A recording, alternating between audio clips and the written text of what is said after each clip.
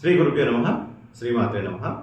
స్వస్తి శ్రీ పరాభవనామ సంవత్సరంలో మేషరాశి యొక్క ఫలితాలు ఏ రకంగా ఉంటాయో తెలుసుకుందాం. అశ్విని 4 పాదములు, భరణి 4 పాదము, కృత్తిక 1వ పాదము మేషరాశి. అయితే వీరికి ఈ సంవత్సరము ఆదాయము 11, వ్యయము 5, గౌరవము 2, అవమానము 4గా ఈ సంవత్సరము కనిపిస్తుంది.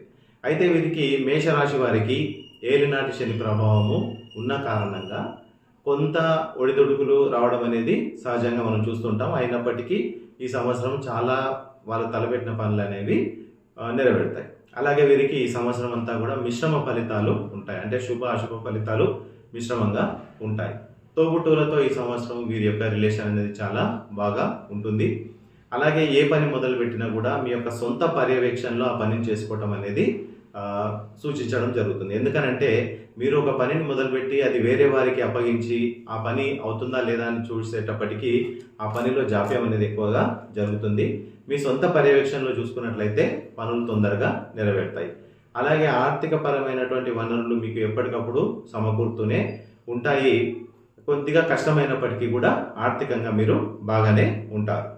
అయితే అత్యాశ అనేది ఈ సంవత్సరము కొంత నిరాశకు మిమ్మల్ని గురి చేస్తుంది. అలాగే ఒకేసారి 2-3 పనుల్ని ప్రారంభించడం కూడా మీరు మానుకోవడము ఈ చెప్పదగినటువంటి ఒక సూచన. అలాగే ప్రస్తుతం ఉన్నటువంటి వ్యాపారములలో పెట్టుబడులు ఓకే, కాకపోతే కొత్త ఏదైనా వ్యాపారాన్ని ప్రారంభిస్తున్నప్పుడు 1కి 4 సార్లు మీరు ఆలోచించి అందులో బేరీజ్ వేసుకొని పెట్టుబడులు పెట్టడం అనేది చెప్పదగినటువంటి ఒక సూచన. అలాగే చంచలత్వం, మనస్సు అనేది చంచలంగా ఉండడం ఈ సంవత్సరం మీరు చూస్తూ ఉంటారు.